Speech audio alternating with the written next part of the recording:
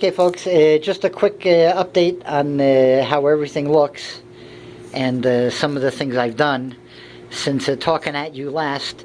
I have up potted the avocado into a 14-inch planter from its 8-inch pot. It was perfect timing. It was completely filled with roots, but not bound with roots, and it, the entire thing just came out of the pot perfectly. And I set it down in the new planter over a 4-inch tall bed of leca, and then backfilled with aeroid mix. So there's now a 2.5 to 3-inch ribbon of new aeroid mix around the original soil mass of the avocado, and that is where it is now going to stay.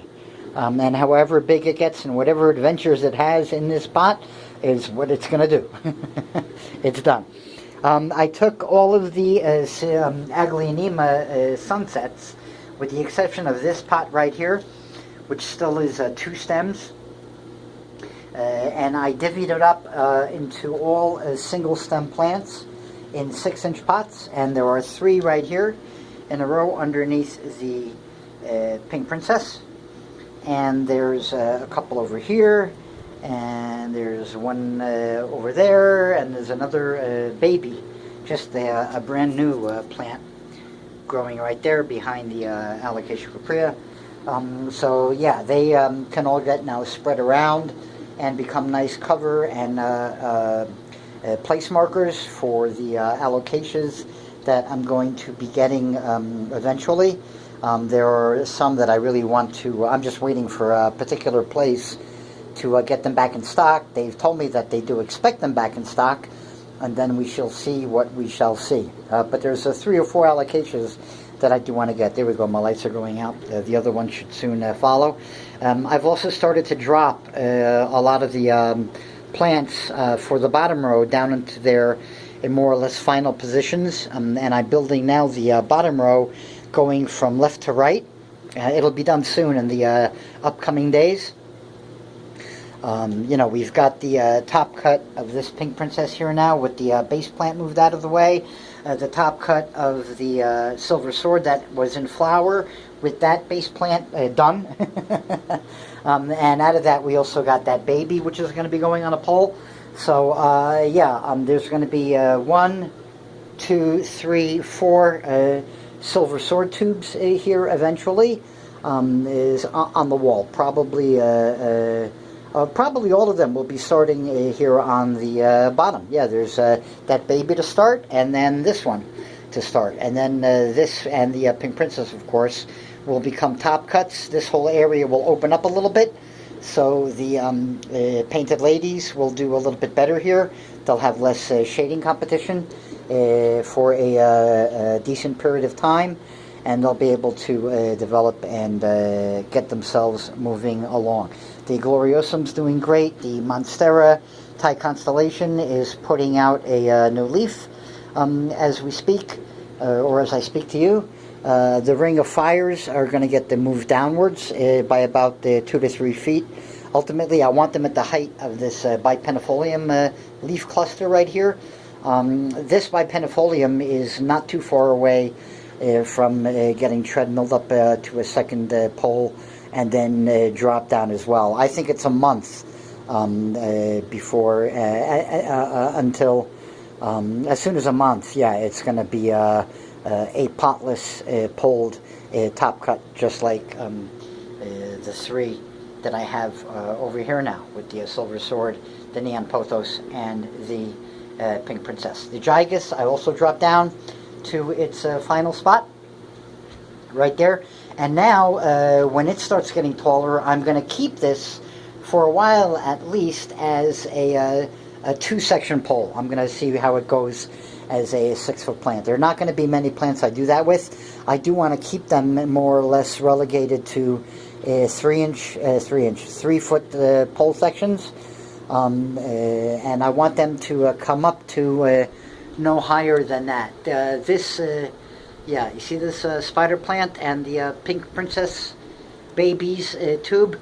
They're still a little bit too tall, too high. I want to drop them by about another 3 inches, and then they'll have a little bit more of an overlap in the middle over here.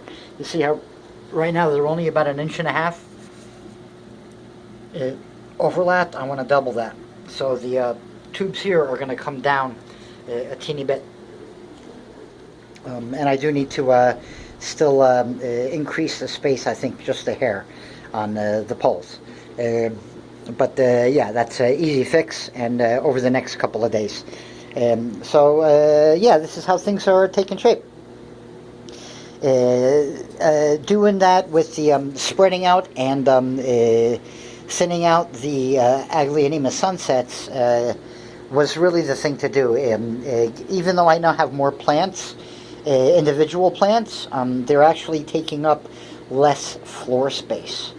It happens, every time you downsize. Just like here, I have an avocado that's now taking up a lot more floor space, almost 3 times the floor space, because I could fit almost 3 8-inch pots in a triangle touching each other almost in the same area of that one 14-inch planter. So you can very quickly lose, and you can very quickly gain just by changing the size of your pot and its footprint. So at any rate, things are slowly getting done.